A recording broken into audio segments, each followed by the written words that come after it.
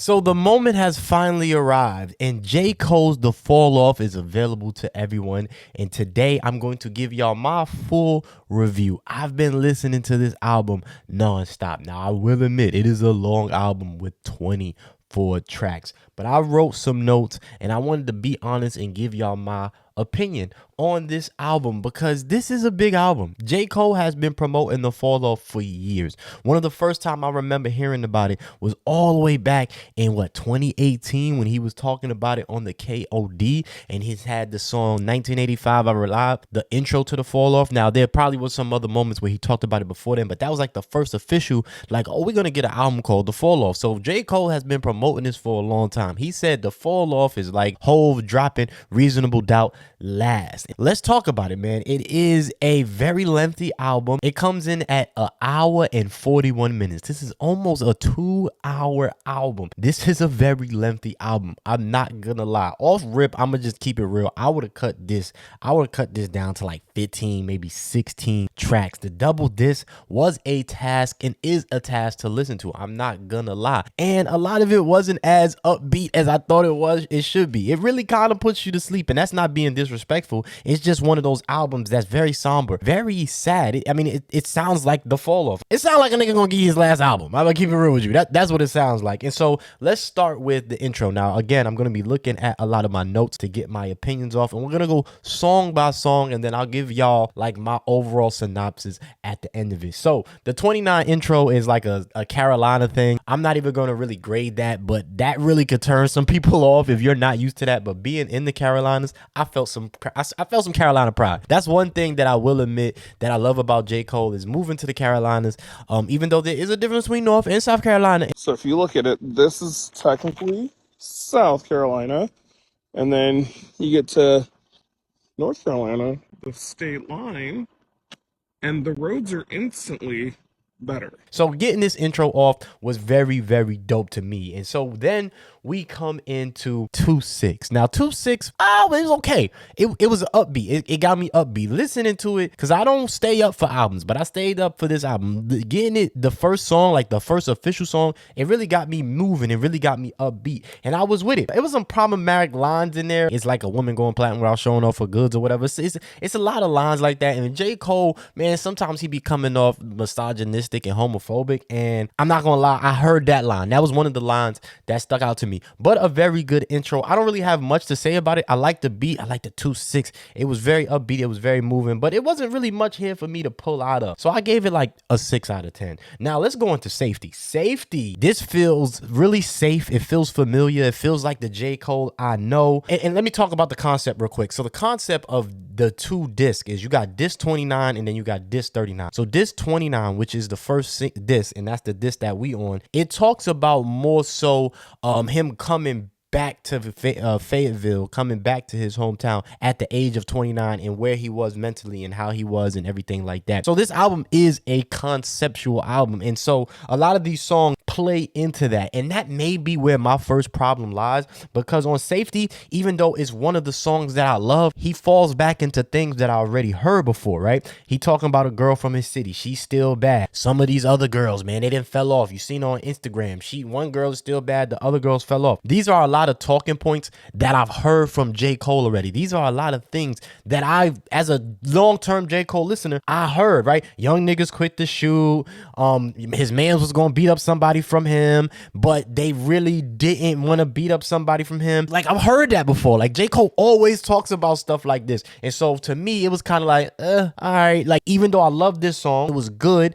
And it was like, it felt like J. Cole I know, especially really right off rip. I'm like, okay, this is good. But then at the end of it, he starts throwing in some bars that may sound a little anti-gay. And I'm just like, come on, dog, right? And it's almost like he's blaming a gay person in his city for dying, right? Like, oh, we always knew he went over here, he was doing booty stuff and stuff like that. He moved to Atlanta so he could be free. And basically he died, right? And then he was like, oh, it's always seemed like people are dying. But when I heard these bars, right, a song that I could have put at like an 8 out of 10, it really brought it down to a 6 out of 10, because J. Cole has always had some really funny bars about the LGBT community, and this song specifically sounds like he was almost blaming the dude for dying because he was homosexual. I really didn't like that, right? Like, I was like, oh, right? And it's because J. Cole does this. It's because J. Cole plays in this world, and it doesn't really sound like he's fully informed about the LGBT community, and he really be sounding right-wingish when it comes to his transphobic bars in the past and when it comes to bars like this. So if you heard Safety, you know exactly what I'm talking about. It's a lot on there that I was just like,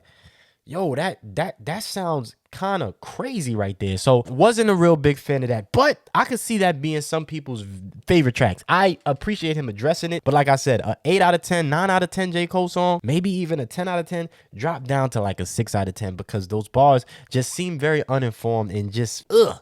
But the next song is Runner Train, right? Runner Train comes on, and you know, what do you know about my pain?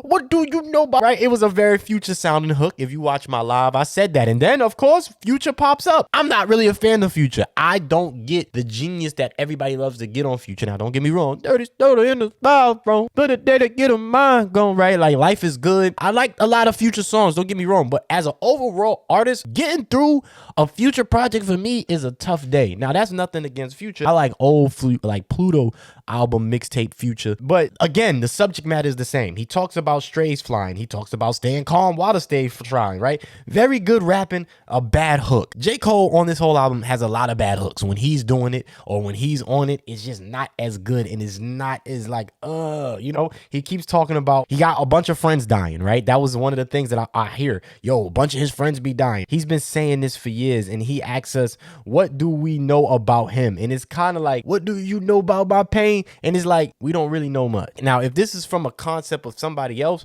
this is a lot of my problem with J. Cole. It's a lot of out the window raps, right? A lot of Nas raps, but not as well as Nas puts it, right? Nas kind of puts himself in this. It's like we always know about what his friends are experiencing, but we never know about what J. Cole is actually experiencing. Good raps, bad chorus, wasn't really feeling it too much, right? Like it's just, it needs more. And I'm not gonna go into every bar unless something really stood out to me. Things didn't really stood out to me at this point, but we can keep moving from Run a Train. I give Run a Train like a 6 out of 10 as well. I honestly, that's where I'm at with this album. So if you thinking I'm gonna like give it this most amazing classic, nah, I really don't think it is, but we'll keep going because there is some really good spots on this album, and Poor Thing is one of those good spots. It is a highlight track for me, right?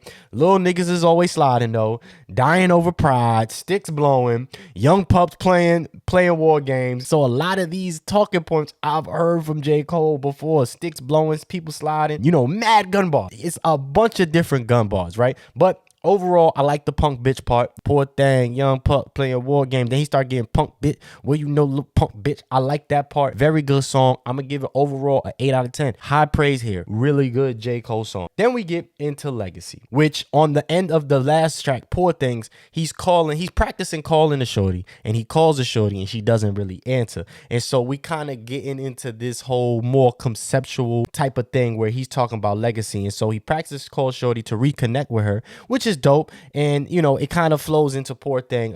This is a love song and maybe the best singing that J. Cole does throughout of the album. You know, this is honest as Cole can get. He likes hoes, he has commitment issues, he has lust issues, but he wants to start a legacy with this girl. Again, another J. Cole song that I heard before. I be texting you, nothing new. Personally, I heard J. Cole have lust issues before. I heard J. Cole wanting to get with the shorty and really love her and do things like that. We heard Fold Clothes for You. We heard this music from J. Cole already. I give it a 6 out of 10. Pushing maybe even a 7, but again, kind of like let God sort him out with the Pharrell hooks. I do not want to hear no more J. Cole hooks, and he keeps going all day. But we get to another highlight record, Bounce Road Blues, and this is where Tem completely takes over it. Let's just skip to it.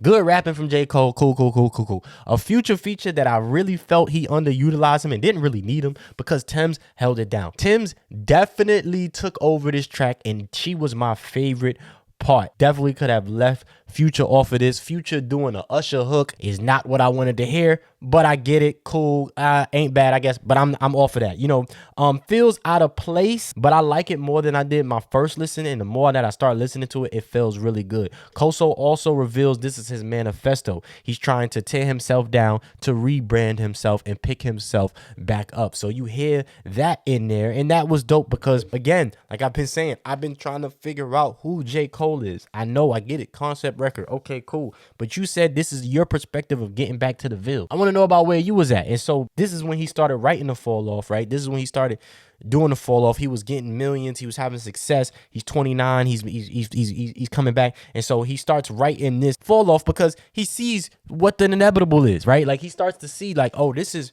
where this thing goes. Eventually I fall off. And so this was a really good record for me. I like this a lot. Fire, fire, fire, fire. I'm giving it a straight 8 out of 10. Again, it could have been a 9, could have been a 10, but he put Future on there. And I'm not the biggest of Future fan. I just felt like, ugh. The next song is Who the F Is You? Production here slaps in the whip. Now, I always tell people, you gotta do the whip test. The whip test was a lot better than my live listen. It was a lot better than my AirPods listen. The whip test is where I formulated my final opinions about this album. And this song, fire in the whip. He does a Bone Thugs and Harmony flip here that really was like, oh, that's different. Like, I heard a lot of the J. Cole rapping before, right? Like, I'm a fan. Like, I've been listening to him since the come up, the warm up, the blow up, all the ups. I'm about to blow up, right? Like, I listen to who that. I listen to everything. I've been riding with him throughout his career. And so I'm not really impressed by his rapping ability as much as the next person because I know he can rap. So when he does something different,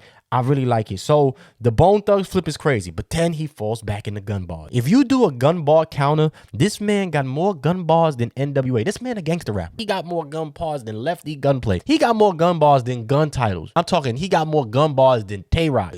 Sue Surf. Shout out to Gun Titles. He had a fire line here though about the gun bars when he's like, yo, we got 2s, 9s, and 4s, 6s, and 7s, 8s, and 38s, and this, that, third. It's like we studying numerology. That was fire. He did it differently there. And I was like, oh, that's fire. So like, even though there's a lot of gun bars, the numerology line in this was dope. It was different. I feel as though he has a hard time making hooks, and this is one of those moments where you like, all right, who the F is you? Who the F is you? It's like, it's the fan coming through. It's like, this is boring, right? Like, it's like I've heard this before. Like, I've heard these sounding songs from him before. He does a beat flip here at the end of it. That was crazy. He keeps the theme here, which I don't know if I love because, like I said, I didn't heard it all before. Solid song, right? Like, he keeps it about being in the Ville and being in the Ville and being in the Ville. And I guess after hearing what this is about, it's like, okay, it just sucks a little bit of a soul out of me. I'll give Who the F Is You like a 6 out of 10, right? 6 out of 10. Like I said, not bad, but not the greatest, not mid, decent, right? And maybe some of these I could push to 7 out of 10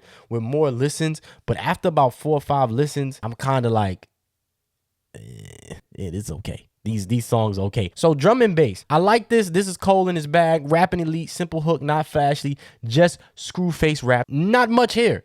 Dope rapping, dope songs, elite bars, the bass kicks, the beat knocks, give you that screw face feel, especially in the whip. Like a 7 out of 10. And I think that's the problem here. There was nothing that really was like, wow. As a J. Cole listener, it was like, okay, he's rapping, but nothing personal. Like I feel as though there's so much he left on the table throughout this album, and we'll get to that at the end of it. The next song is a very swing and a miss for me, and it's a let out. To me, this is Hot Dog Water, and the song is cringe. I give him points for being different, but I'm good on this. This song feels like a different version of Skate. So if you heard Skate is a fighting song. It's about going to the skating rink, meeting you a shorty, and then trying to get out of there. Everybody throwing up the foes and rolls, like everybody, you know, when you go to the function can get crazy. And leaving the function is probably the hardest part, right? So this feels like the same concept of JID Skate, trying to get some booty, but also trying to survive the function. I feel this because sometimes leaving the function is the most dangerous part.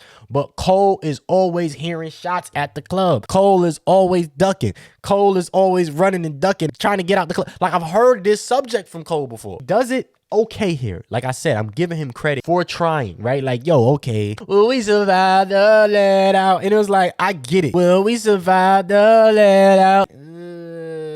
But Cole is always talking about shots leaving the club. This man is really scary. And that was something that I really took from this. Like, you told all these stories already. We get that. You get what I'm saying? We get that you be hearing shots. And the places you be in, they was shooting. And you got some PTSD, I guess. And you know, that is true about a lot of brothers that grew up in the hood, even though J. Cole always talks about moving from the hood and going to 2014 Forest Hills Drives and being away from the hood and feeling like this is different. Man, we get a little bit middle class now. And so it's like, I'm always confused at what his messaging is. And that's a big problem with this. I believe personally JID did this better. Like, nigga, duck, get a gun, or don't go nowhere, right? Like this is always J. Cole's thing, like surviving, ducking the shots. And I get it. Like I said, leaving the function back in the days, that could be the best thing ever. That could be the worst thing ever. Leaving the function is dangerous. I wasn't unimpressed by this song. This song almost made me be like, what the hell is this? A 5 out of 10, completely 5 out of 10. And he's only getting points for coming up with a concept and a concept that I've felt before, like coming out the let out, right? This is the concept that I'm like, okay, cool. And so 5 out of 10, I think JID did it better. Nigga, get a gun. Now let's go into Bombs in the Ville, Hit the Gas. And this is more J. Cole off singing. I'm not gonna lie, the first I wanna run away, that first little time when he expresses his voice, it was like, all right, dog.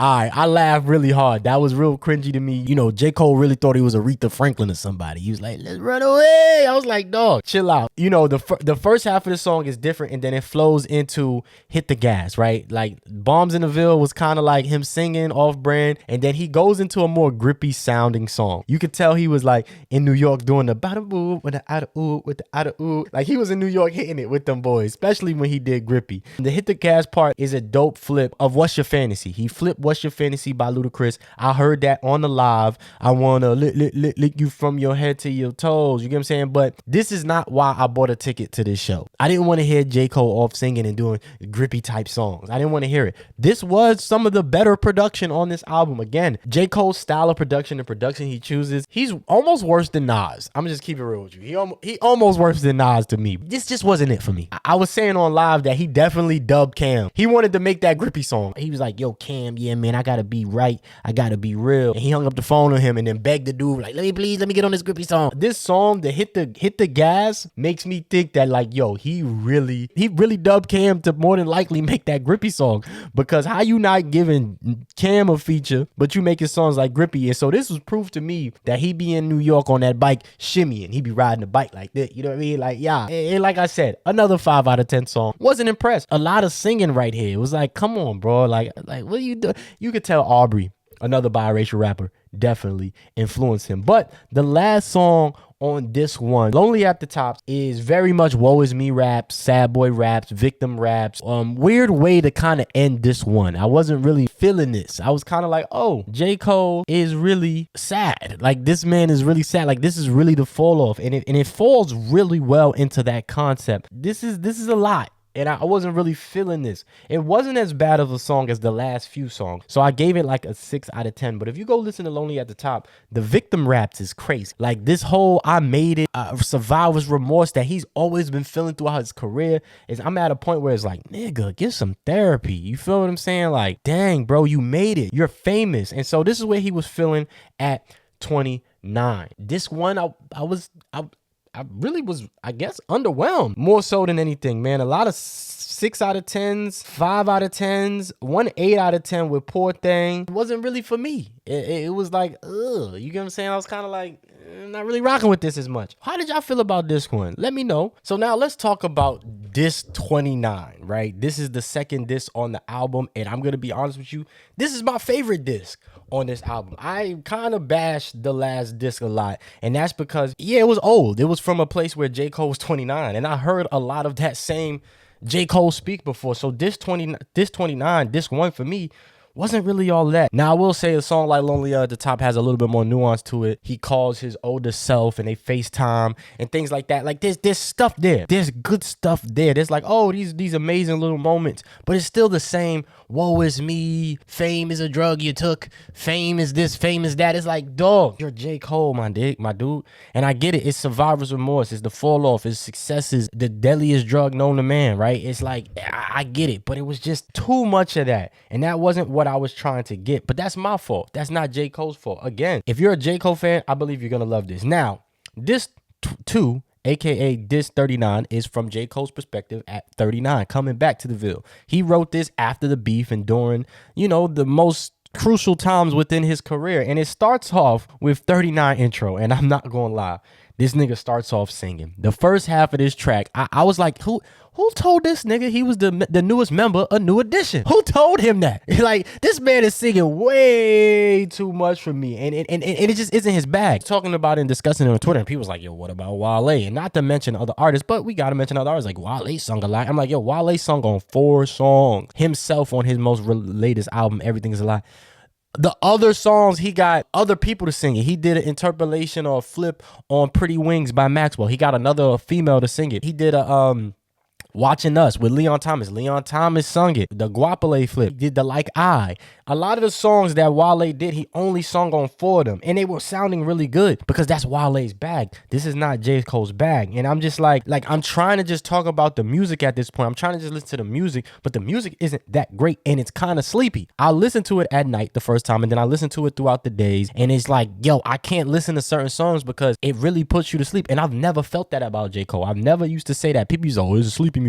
But I kind of agree, like, this ain't it. You know, he's not beating these allegations right now. The gun transition into the next song, again, another kind of like gun bar. It's just like, nigga, what is... I get J. Cole from the South. Like, you from the South. I get it, bro. But what's your obsession with burners and guns? Like, God, dang, you a Southern brother for real. No matter how much you try to be like, I'm from New York, low key. Like, I'm grandfathered into New York as well from Queens. But nigga, you a Southern nigga because you like guns. And he keeps saying, I'm about to go in. Can I go in? And it's like, I've been waiting. Like, low key, like, I've been waiting, dog. Like, the hickey on the titty of the prettiest chick. These are just, you're 39 now. And off rip, you're telling me I could put the hickey on the titties of the prettiest chick. Is like, bro, that's what you choose to rap about. And it's just like a lot of these same concepts and ideas that I've been hearing through J. Cole's entire career that just leave me just like, it's the same rapping pattern as the lead single, which is the next song. The Fall Off Is Inevitable. But he tried to clean up this song, but it was still...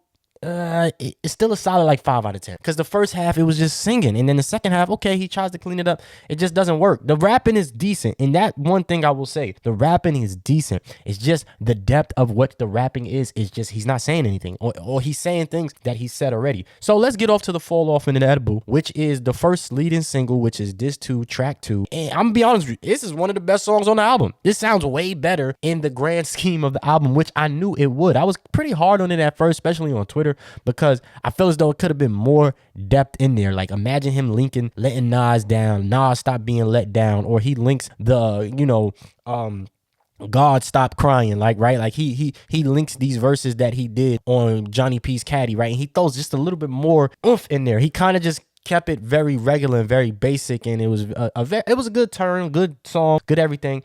Definitely a breath of fresh air on this album, especially at this point. When I heard it, I was like, oh yes, oh this is way good. You know, I just wish the production touched me a little bit more. I see a lot of people on Twitter saying, oh, the production is great. I don't hear that. Like, I just don't hear that. Even his interpolations and his flips kind of fall short here and there. You know, the What's Your Fantasy joint kind of falls short just a little bit, but I'm just glad he didn't sing on this song. So this is a solid 7 out of 10. The Fall Off Is Inevitable, amazing song. Just a little, it just doesn't got that to me. It's good rapping, but the production kind of So we go to The Villainous. I really like The Villainous. This is one of my favorite songs on the project. Out of all the samples, I really like this one. Erykah Badu, she just released a song kind of using the same sample with Alchemist. I really wanna you, and that song is super vibey. If you haven't heard that Erykah Badu song, I really wanna ask you, I think she kind of did it better, but I like the way he did it here. The Outclass flip is beautiful. J. Cole can rap, but he does too much point of views raps, and this is where I still see this problem. I was talking to Glasses Malone about it, just to throw it in real quick. We was having a conversation. Glasses Malone said he's playing a regular man, right? Like he hasn't really lived in the Ville that long, and he didn't really grow up. Like, his story is everywhere, right? Like, he was born in Germany, and this is the conversation. He called me the other day, and he was like, yo, tell me the real. Glasses Malone, like, this shit is crazy. He called me, he's like, yo, tell me the real on this J. Cole album. And I kept it real with him. Everything I'm saying now, I said to him. I was just like, this is what we heard before. And he was just like, well, the problem with J. Cole is he didn't really have that much time in the Ville. So it's starting to come out now. Like, the whole story of J. Cole is starting to come out now. And I had to break it down to him, like, you're right, because he was born in Germany, and so his dad left, then his stepdad came in, and then they moved to 2014 Forest Hill Drives at maybe like a certain age. He stays there for a few years, and then he goes to college, and he goes to St. John's for 8-9 years. And it's just like, hold on, you start doing the timeline. It's like, how much time did he really spend in the Ville? And I think that's why you get so much from other people's perspective raps, and you have such this survivor's remorse rap, and people are tweeting me, people are DMing me. That's the one thing that I do love about this, because like I told Wale, I lost a lot of friends doing this shit. Like, once I started becoming popular on YouTube, it seems as though like my friends just disappeared. So the fact that I love this thing is people DM me, and one brother said, I feel as though this is a biracial thing, to where they always hold on to the little bit of time they had in the hood to compensate for their blackness. And I never really thought that about J. Cole until very recently. The last few years, I'm kind of like, nigga, tell me your point of view. Tell me your perspective. You know, like this Outkast flip is beautiful. My favorite use of a sample on the album, me and you. Yo, you know what I'm saying? Like, I love this song, right? He says, if money brings happiness, why the rich bastards never buy their way to Zen? Is one of my favorite lines on the album. So there's a lot here. And this is one of my favorite. This is an 8 out of 10 song for me. But the problem that I keep hearing is these from a different perspective raps. But I love the hook. This could have been this could have been a 9 out of 10, 10 out of 10 song, but the mulatto line is very lame. I'm gonna make them respect this mulatto. And it's crazy because he wrote this after the battle, so maybe he did feel some way about, we don't wanna hear you say nigga no more. And Wale's biggest dig to him during the Groundhog's Day beef was, which side of my biracial friends calling me they nigga? So this is very logic, right? Like that mulatto line, it almost made me better than a 7 out of 10. But I actually go back to this song. This is I got about 8 songs that I really like a lot. Most of them off this 20, of this 39, off this second disc. But this is one of those songs. But that mulatto line, I was just like, man, it's Black History Month, dog. Like this is the comic book I just got. Jungle Action 19. Jungle Action 19. Look at it. Look at Jungle Action 19. What's going on in there? I also just bought the first solo appearance, Jungle Action 5, of Black Panther. T'Challa finally gets his first little thing, right? These are real old. And then I bought Wonder Man. Yes, Wonder Man was white. If y'all watch the new Wonder Man series on Disney, the original Wonder Man is white. This is volume 2. The first one is like from 1974. This one is from like the 90s. But this is volume 1 Wonder Man. But nigga, it's Black History Month. Nigga don't want to hear about no goddamn the mulatto line. Nobody want to hear that. This is the hardest mulatto. But let's keep it going. Another really dope song. Like J. Cole right here hitting the stride. Old Dog. Old Dog is fire. But what stops it from being a 10 out of 10, this is a 9 out of 10 song, is that he said, no more record deal. Bitch, I'm fresh up out of slavery. It's like, all right, I want more of that. And this is the biggest problem. I heard about the Ville. I heard about your niggas struggling in the Ville. I heard about your fame. I hear about your fame and your survivor's remorse and you not really liking it, not really enjoying it, and wish you was regular. I heard all of the topics and themes of this album already. But this I have not heard. This is where the bravery lacks of J. Cole. And this is what stops him from being what I would say is a Kendrick S-tier type artist, is that he's not brave enough to really go into it. Of course, like we got to remember, this is a conceptual album, but a conceptual album still gives you something. And so he gives you this little nugget, right? Old Dog, right? Again, he's back in the Ville again, 39, fresh up out of slavery. But I want to hear the truth. I want to hear more of that. He's saying, I want to get paid. Bitch, pay me. Like, okay, I heard this. It might delete later as well. So yeah, what's more about that? This is the things that lack. Tell me more about what happened with Jay-Z. Tell me more, Cole. I've heard your whole thing already. You love your wife. I heard that. What about this? But I love this song. The hook is very Peter Pablo, you know, raise up, Petey Pablo hook, right? North Carolina, I like the beat. Felt like I heard the beat before, but I still like the beat. This is Carolina shit. When I was riding to this, I was like, put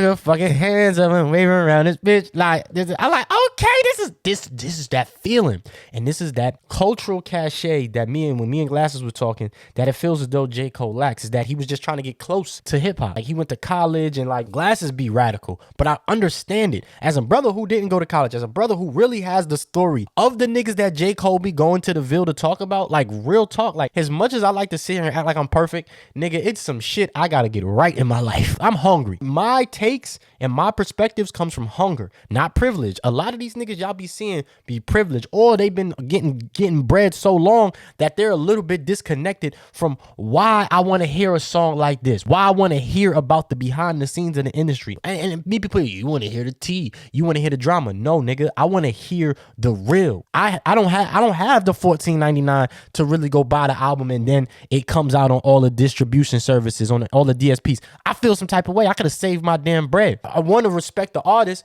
I didn't get nothing physical. I got a digital copy, which pisses me off. I should have at least got the CD. I'm a physical nigga, right? But I wanted to have it because I thought it was going to be on DSPs. I thought it was only going to be on Even, and I wanted to give people the reaction, right? So I bought it, didn't have it. I don't come from a privileged perspective. My shit comes from hunger and pain. I'm still trying to get it out here. So every fucking thing matters. This shit isn't just fluff and just, let's look at the artistry, right? Jeremy Hack and Rob Markman and even Wayno, all these niggas got bread. They got jobs, they got positions, they got connections, they got clout, right? Nigga, 61,000 subscribers ain't shit. You could lose that in a week. I need to be on the Culture United, right? I don't want to tell Justin, nigga, I need this shit, nigga. I'll do it for free, nigga. What you need? You need me to do more? Fuck this shit. I'll do it for free, nigga. I don't care about capitalism, nigga. Capitalize off me, nigga. Listen, nigga, I'm shucking a job in out here, nigga. This feel way better than getting paid to work for this company, right? But I say all this to say, nigga, I want that real shit, nigga. I don't want to hear you just rapidy rap for no reason. I need to feel something. Old dog, I'm not gonna lie, nigga. I listened to that on my truck. The other day. I'm like, hey, about to slap somebody. When I feel like I want to quit my job, that's a touching song, nigga. When I feel like I just want to roll the dice all on YouTube, nigga, fucking do videos every day. That's the type of song I feel. So, it could have been a 10 out of 10 if you would have just gave me more, gave me a little bit more. But that's Old Dog. I give Old Dog a 9 out of 10. We just did a 7 out of 10. We did an 8 out of 10. We did a 9 out of 10. And now we get to Life Sentence.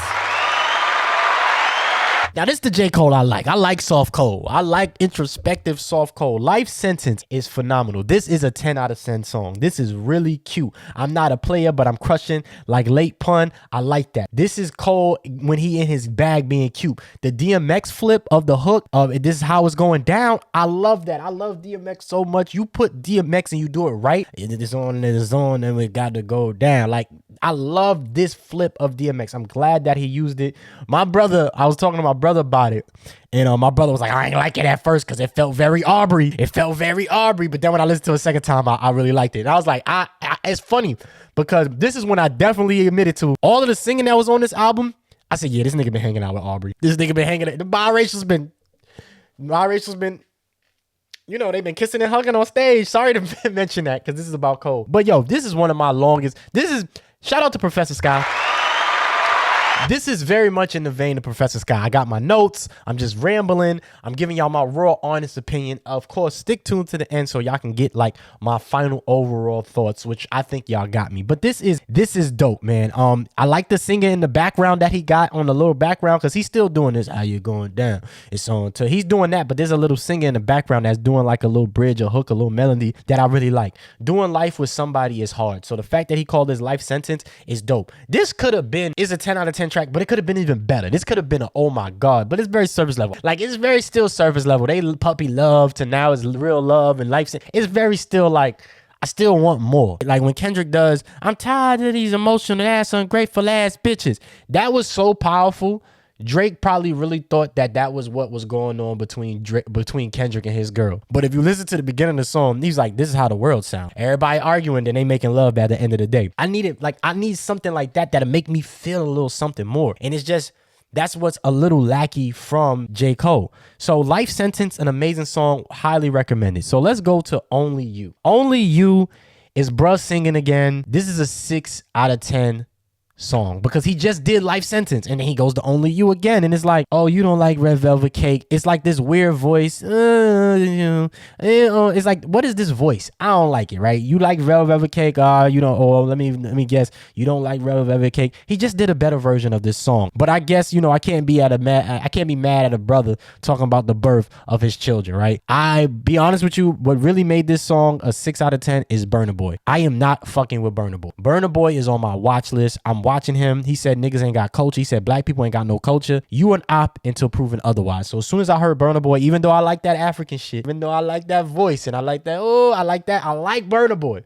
but I don't like Burna Boy. Burna Boy, and yo, that's how I am. I'm petty like that. You know, shout out to BK. BK, like, as soon as he started talking about, I said, BK, I told BK, I said, as soon as you, I didn't see the latest episode of Coach United. Definitely go look at the Coach United. But as soon as I saw BK talking about J. Cole, I said, yeah, she ain't like the no name thing. And that's how I am. If you do something outside the ring, I don't want to hear you inside the ring. So when he was outside the ring and he said out his side of his mouth that we don't got no culture, I said, nah, you are open to proving otherwise. But I like the other, I like the African sound, dog. You know, it worked when it works. And I like the spoken word that at the end of it. Solid song.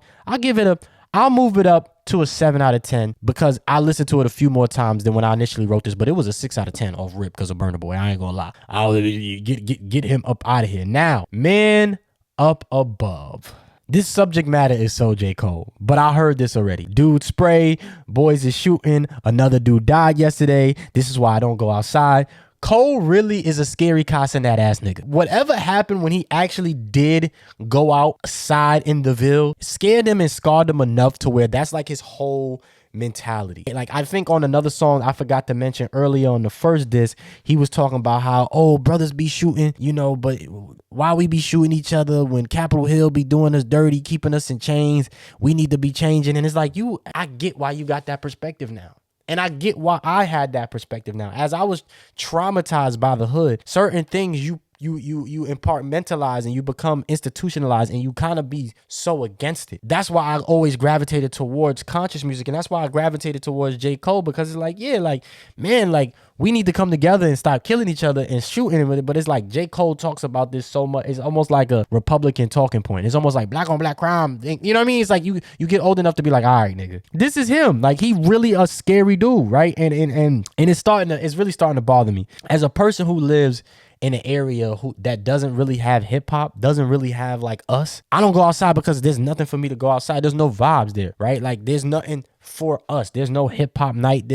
I'm not a go out type of brother. I was talking to Glass. Well, Glass is the same way. I'm not a like let's party type of nigga. I'm a let's build type of brother. Let's be in certain environments. Let's come to the round table and let's talk strategically, right? Like, I'm more militant than anything. Yeah, let's have a vibe. Let's throw on some hip hop. But I'm in a building thing. Let's come to an event. Let's black excellence.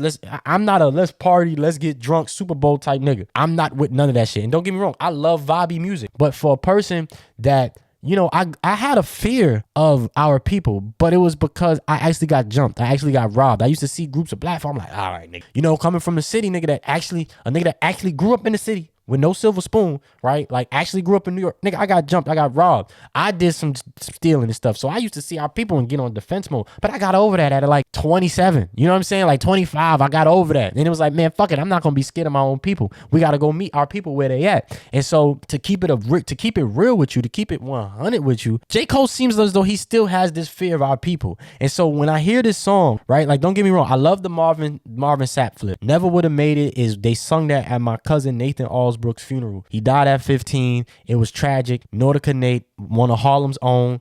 Very tragic. 2008 changed my life. So him using the Never Would Have Made It joint was dope. But it's like the song is a Nas perspective that lacks the feeling. It lacks the seasoning to it. It's outside the window, like him looking outside his window culture. My homie going to jail. His baby mama's this. You know, like, I heard this J. Cole before. You know, this is like, a lot of this was the title track of For Your Eyes Only. A lot of this is For Your Eyes Only, just stretched out longer. So, you know, my homie going through it raps. This is the problem. Same concept over concept. So to me, this falls down to like a 6 out of 10, right? It could be a 7 out of 10 type song. A lot of people really, really enjoy this song. It got the gospel on it. Usually that would hit me because I did grow up in the church. I did grow up listening to gospel music, and this just fell short for me. Let me know how you feel about that one. I Love Her Again. I Love Her Again is, oh shit, this nigga talking about hip hop. By the second verse, I realized this is he talking about hip hop. As the first listen, I'm like, oh, he talking about hip hop. This is dope. Because he's been talking about his shorty a lot. You can get this mixed up and thinking that he's talking about a girl, but no, he's talking about hip hop. And it's very dope. Very Common, right? Like, Common has the same kind of song. And so he uses the Common flip. I like this. You know, we heard this concept before. We've heard this kind of style before, but Cole does this well here. You know, shorty moving to the A as he's moving up to New York, and he's like, shit, I connect with this song. This is a 10 out of 10 song off rip. I connect with that because it's like, damn, man, I feel like a part of me wishes I would have stayed in New York. Like, New York and LA is like the places to go for like media. And I'm in fucking South Carolina. It's like, shit, nigga. Like, of course, I get to my 30s and now I finally figure out that this is the platform and the shit that I've been grooming myself for years, right? Like, my cousins will tell you, I would grab the remote and I would perform when because, you know, shit was kind of fucked up in the 90s. It was just us. So before everybody had cable, nigga, it was just us. We was outside. We was in Central Park. We was playing together. And then everybody got money, got cable, got certain things to distract them. And then the family dissipated. Nigga, I used to grab the mic and entertain people. So I've always been an entertainer. So I feel J. Cole when he be like, damn, nigga, she moved up to the A. Damn, like, I just moved up to New York to go find her and she moved her ass down to the A. And this whole, I'm effing hip hop and she a hoe and different things like that. It falls short of the, yo, explain why hip hop has been pimped out. Like, explain why hip hop has been turned into a whore, so to speak. But he keeps it very surface level. But I like it. I give him credit for this. This was the first time I genuinely smiled. This is S tier. This is S tier. This is my favorite song off of the album because it was the first time I was like, dang, this is the old J. Cole that I know. This is the J. Cole that I grew up really like loving. This is the first time I heard Lights Please. Like, when I first time heard Lights Please, turn off the light for now. Everything gonna be all right. Like, when I first heard that, I said, oh shit, this is dope. So this I Love Her Again was the first time I genuinely smiled. It hit me. I love it. I low-key wish this was the end of the album. I low-key wish this was the last song on the album. I wish he didn't do no fucking more after this. But I called my brother and my brother was like, the first time he listened to it, he thought it was about a girl, but the second time he was like, oh, this is like Kanye Homecoming, right? I'm coming home again. I make her straighten up her hat because she know they soft. I don't know if you know by now, I'm talking about Chi-Town. I wish to this day that Kanye never said that line because it would have went over a lot of people's head. I'm coming home again. Do you think about it now again? So very Kanye, very hip hop, very common, very Chicago. So I like that he did this. One of my favorite songs on the project. 10 out of 10. I Love Her Again. Chef's Kiss. J. Cole did that. And this is what I mean about this album. I know people may think I'm being super critical about it, but I know J. Cole. I listen to J. Cole. I know what he has to offer. So a lot of what he did here, it just wasn't, I was let down. I had an anticipation and expectation, and I was kind of let down. But let's go into the song, What If. I'm going to give a hand clap to What If. What If, to me, is dope. And it could have been a 10 out of 10 song. It's an 8 out of 10 song to me. But it just, J. Cole's too flat for it. For one, I like What If comic books. So if you don't know, What If is a popular Marvel comic book series. They did a show about it. This is the one quick What If comic book that I really picked up. Is what if the Punisher's family hadn't been killed?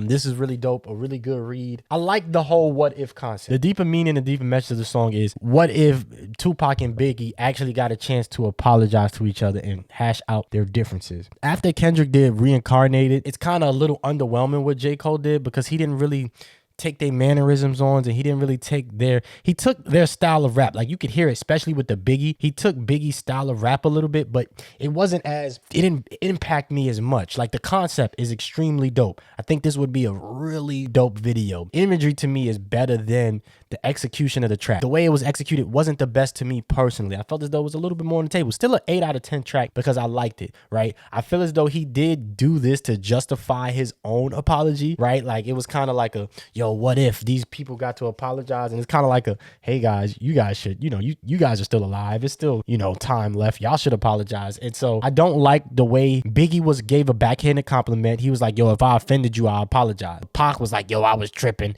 It's my fault kind of thing. I didn't like that perspective. I didn't like the perspective of making Pac like fully 100% apologize because they made Who Shot You. Pac was justified in going the way he did, getting shot, going to jail, everything he was going through. He was justified, nigga. You made Who Shot You, and I'm your man. Even though Biggie, I don't think Biggie wanted to release that. Everybody said that was a Puff thing, and Puff wanted to release that because Puff is smart. He's a businessman, right? And so Tupac was a businessman. So I didn't like that perspective of making it seem as though Pac was the only one that really apologized. Biggie didn't really apologize on the song. But again, this is some theoretical idea from J. Cole that I felt as though felt a little short. I like it because I like the comic books. What if Punisher's family hadn't got killed? It's a bunch of what if Weapon X fought Wolverine, or what if, it's all these different type of what if series that, is really dope. So if you're a comic book fan, I like that. I like the conceptualness of this. This is another J. Cole strong suit, but I give it an 8 out of 10 because it just felt, J. Cole's too flat and dry of an artist. Just keep it real. He's too flat and dry of an artist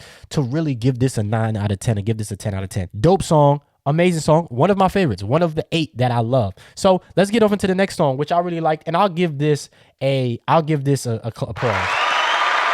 Quik Stop. I kind of heard Cole play with this concept before. I love the way, because it's very visual. Him riding and just getting lost into, some trap music, some T.I. And then he's like, oh shit, I ain't got no gas, which can be very deadly for a nigga. If you up in Fayetteville and you got the little V, you got the nice V, and you ain't got no gas and you don't really take the time to really plan out where you going, it could be very scary for a nigga who don't like being outside. This made me a little sleepy, but I love the overall message of it. A dude be like, yo, you smoke marijuana? I was like, nigga ain't gonna ask you if you smoke marijuana at the gas stop. You get what I'm saying? But he pulls up to a random gas station because he ran out of gas. And then, he's like there, like trying to pump his gas, like, damn, this could be scary. And a dude asked him, yo, you got some, you know what I'm saying? Yo, you smoke. And then he started looking at him, yo, you look familiar. And then he realizes it's Cole. And he like, nigga, yo, I love your shit. I've been trying to put niggas on to you. I felt that. Niggas know if you got in my car, when I was driving my Uncle Ford Freestyle, we going to the party. Turn that shit off. I got the aux. Y'all listen to this J. Cole. I put a lot of people on the J. Cole before the Sideline Story came out, right? Like I put niggas on the J. Cole in 2010, 2009, Friday Night Lights. You get what I'm saying? I put niggas on. J. Cole didn't come out with Sideline Story to damn near I was graduating. And I had many of people in my car while we was going to the function and made them listen to Cole, even after that. And a lot of people was like, yo, this is actually really good. And then when because you're in the South, so everybody got their little Southern bias. When I be like, yo, he from Fayetteville, they like, he Fayetteville, he sound like from New York. And I'm like, got your ass. And people would listen. I fuck with that because I fuck with that person that would see Cole, because Cole and a lot of these rappers got me through the coldest nights, got me through some of the harshest times. So I fuck with this song completely. Cole got to get over it, man. You made it. Everybody can't go. Nigga, get some therapy. You the man. You made it off your skills. You have to be able to live. And that's one of the overarching themes on this album that I really just didn't like. Hold on. What happened? Your child needs a reminder. This is my thing. Everybody can't go. Your skills got you where you at. Embrace it. Embrace it, bro. Yeah, you did that. And that's what should be your overarching point of this album. And I swear to God, I wish he would have ended the album again. It should have been 5 to 7 songs taken off of this. He should have ended the album right here. Amazing. I felt the pain of him being like, yo, that's what matters. It's those people that you got through. Hey, Cole, regardless of how you feel, regardless of what you think, I'm one of those people you got through. And so I really love this song. This is an 8 out of 10. Everybody can't go, bro. Embrace it. Your skills got you to where you are. Live. And yes, you did touch a lot of people. Help others if you can. Go to a soup kitchen, right? Stop reveling in the fact that you made it, my nigga. Make a community center. You brought a lot of jobs because of the Dreamville Festival that you eventually sold, and now they're gonna do a different name. But yo, revel in that, marvel in that. Yo, you put a lot of people on. You gave JID a shot. You gave all these different artists a shot. Marvel in that. Do something. If you feel like, man, this was important, then do something. Stop being scary. Stop being crybaby. Do something. Do some more initiative. If you don't want to be rich, spend your money. Do what Jeff Bezos' ex-wife doing. Give him back. Give back that money to philanthropy. And if you don't believe what taxes should pay and do, because I've heard you in other songs, do make sure your stuff go to the right people in right places. A dope song. I like it. Quik Stop. One of my favorite on the album. One of my 8 favorite. Let's get into And the Whole World is the Ville. The hardest nigga rapping out right now got a white mother. I'm not even gonna rate this song. At this point, I got bored of Cole. He's like, yeah, I moved to New York. I'm an honorary Queens nigga. Okay, I've got my doctorates. Okay, from Queens. Okay, cool. I'm from the Ville though. Okay, cool. Like, it's kind of boring. I got kind of bored with this concept by this point. Now, if I'm missing something, please put it in the comment section. But it's like, okay, this is very logic of him. Like, I'm starting to hear the logic of J. Cole when he says, during Black History Month, look at what I'm buying. I'm buying what they call propaganda covers. These are propaganda covers. This is from 1975.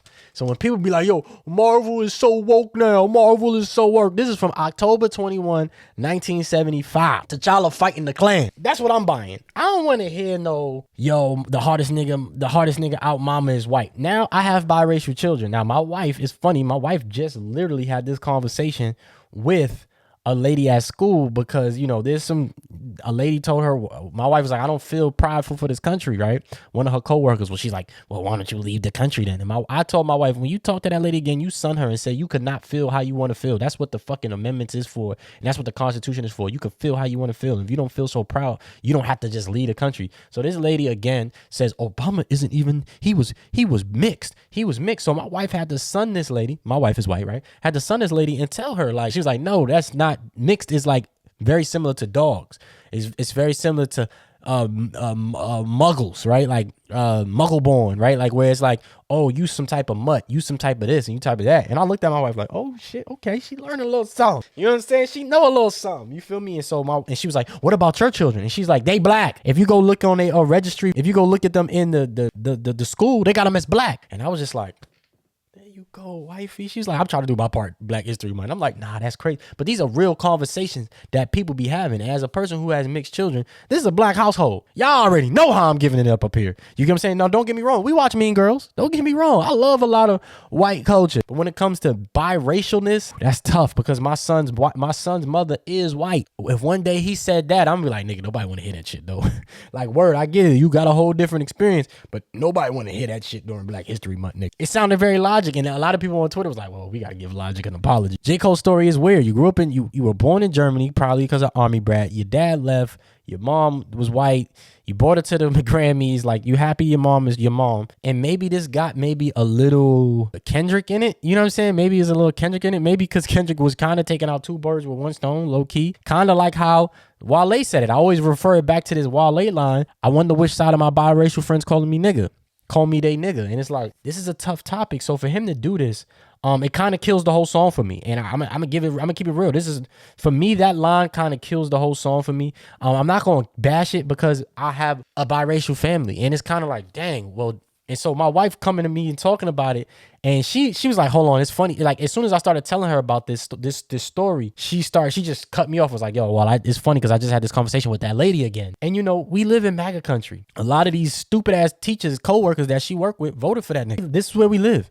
Right? You got Turning Point USA signs here. You got Charlie Kirk is an amazing citizen. Or I'm delivering to people's doorstep that have this shit on there. I seen a Trump 47 and a NRA sign on somebody's car. Nigga, I put that shit right. I've dropped that shit right at the car. Why did I drop it right at the car? I don't even want to go up to your doorstep because that energy you giving on NRA, y'all the type of niggas try to shoot a nigga because he came to your doorstep and you thought they were trying to rob you. So I dropped it right there. And if they ask me, I'm going to tell them, yo, this is why I did what I did. I don't fuck with the signs that you portraying off. NRA, Trump 47.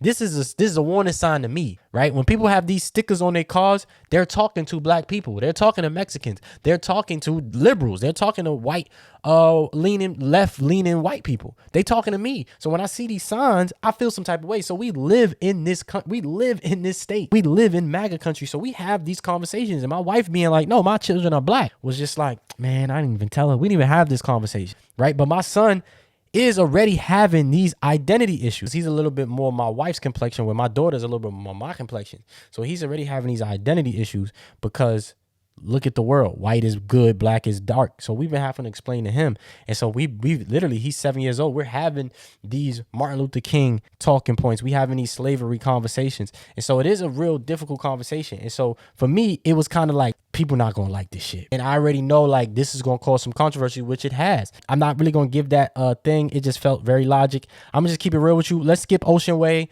because cute, but nah. I'm good. I don't want to hear Cole singing no more. Ocean Way is a 4 out of 10. That song will put me to sleep.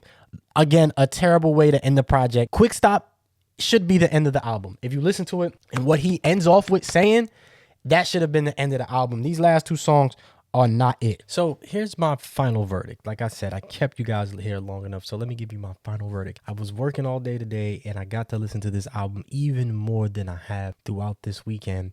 And I would like to add in drum and bass as 9 of my favorite songs. So 9 out of 24 songs on this album is not the best. I feel as though there's a lot of fat on this album. You could trim it down and really make a classic. It was a lot of things that repeated itself that I really didn't need. Now there's a concept here, right? A lot of songs play into each other and you can kind of hear it. But I already heard a lot of this from Cole. Cole has painted this picture already. And so there's a few things that I want to say that I think is to finalize my thoughts on this album. So I made a tweet that says, it's some amazing records on the fall off, but as a long-term J. Cole listener, his subject matter has been the same his whole career, which he said in Bounce Road Blues, like, I'm a broken record. I come from the brokest of home. I keep repeating myself. And it really feels like throughout his entire career, he's been repeating himself, giving us those same stories from the Ville and his homeboy and, you know, all of these from the window raps that I've heard already, right? I've got that from Cole already. I was expecting something new, something fresh, and I just didn't get that here. So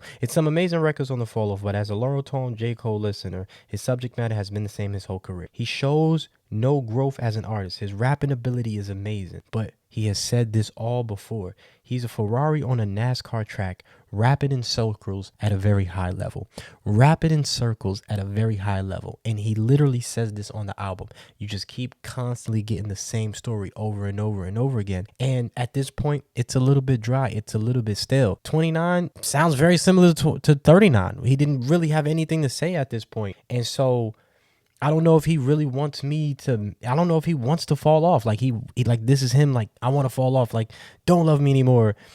Cause I don't love it anymore. Right. And you hear a lot of those concepts and those themes there. And it's like almost disappointing at this point. Like, as a fan, I felt as though I never got J. Cole. I felt as though I always got just enough of J. Cole, but never really fell in love with him. Sean Stewart from the Old New Heads podcast summed it up perfectly. We were having a conversation on Instagram, and this is what he said: it's not technically bad because he does everything technically right. It's nothing to actually connect him to me. I feel I haven't the slightest idea who this guy really is because he lacks a level of vulnerability in revealing his personality. I was like, okay, that's exactly how I feel. But this is what he said. He said, he's an acquaintance and I'm looking for a friend. He's an acquaintance and I'm looking for a friend. Shout out to Sean Stewart from the Old New Heads podcast. Go check them out. And that was the perfect way to describe it. As a long-term fan, I feel cheated. I feel like I was trying to fall in love with this artist and he just cheated me. He just led me on and it didn't lead to anywhere. So I don't know if I said it or not, but these are my favorite songs. I Love Her Again, Life Sentence, Poor Thing, Old Dog, The Villest,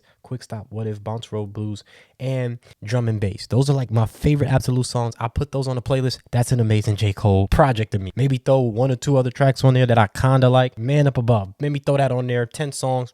Dope.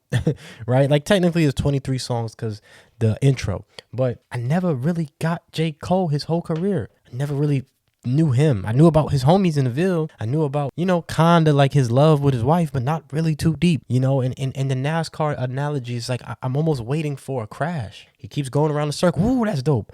Goes around the circle again. Ooh, that's dope, right? KOD. Goes around the circle 2014 for oh, that's good. The off season, go around the circle again. For Your Eyes Only. And at this point, I'm just like, okay, dog, crash, burn, something. And that's not because I'm looking for the T or I'm looking for this. It just didn't go anywhere. Quik Stop. Okay, it should have been the last song on the album if you ask me, but it's like, oh, wow.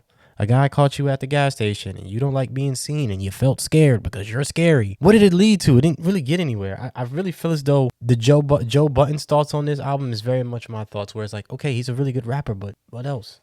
I didn't really get anything. And I guess he wants to fall off. He wants me to maybe not love him as much. I don't know. And this whole humble guy, it's disrespectful, dude. You're J. Cole. And driving in a Honda is not going to change that. Nothing you do will change the fact that you are this massive megastar that people love and people connect with.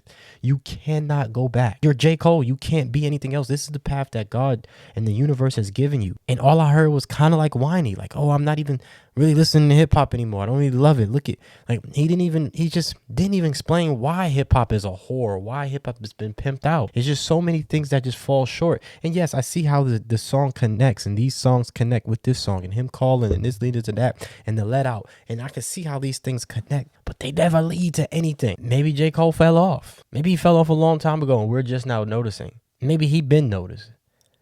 I don't think he has anything new to say. And that was the most disappointing thing about this project, is I didn't get anything. And I got like a person who seems as though he's upset that he made it. Like, J. Cole did it the right way. What are you so like, whoa, it's me. Whoa, I don't want to be famous. Whoa, like, you did it, bro. Your rapping ability is that amazing. You have the skills to pay the bills. You don't want to really be out here trying to figure out how to pay your bills. You can't have one without the other. You can't have your you're humble and be the best at the same time. It just doesn't work. I never fell in love with this guy. I've always tried to be like, I love this, and it just leaves you empty. It leaves you wanting more, and so much more could be left on the table. JID, Ari Lennox, Jay-Z, all these different type of topics and talking points that you could respectfully talk about. He never really talked about it. He always talking in the past tense, and I don't know.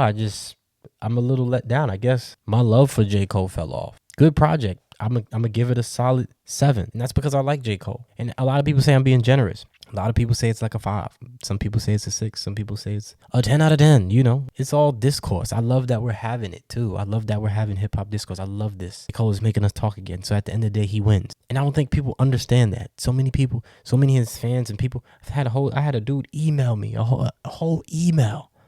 And I'm just like, dude, this is it. Shout out to the Culture United. Shout out to Jarv. This is it. This is our culture. This is what we do. Talk about it. No matter what side of the aisle you are on. I am a disgruntled fan, a former fan that feels cheated. I feel like I was let on. I never came. You know what I'm saying? I never got off. I didn't get what I thought I was gonna get. And it's just like, where does this end? It just leads to nothing. It's like, well, what's the purpose? And I guess it was to fall off. But this is the culture. At the end of the day, we all win because this is what we're talking about. This is the beginning. It's only February. We got so much more music that's going to come and so many more moments. J. Cole just provided us with another moment. And so to that, I appreciate it. Shout out to J. Cole. What are your thoughts? The conversation continues with you. Make sure you hype this video up, like, comment, subscribe, ring that notification bell so you can be notified whenever I release a video. Donate to this Cash App, join to be a member. Link is in the description. What are your favorite songs off this album? Do you agree? Do you disagree? 7, 10? What's your rating? Classic, not classic? Leave it all in the comment sections. Again, thank y'all for being with your boy. This was a very long video. If you stuck through the end, say the word Bad Bunny. If you stayed to the end of the video, comment Bad Bunny. I really do appreciate you, especially if you stuck all the way through this thing. I'm out of here. Peace. Thank you, J. Cole.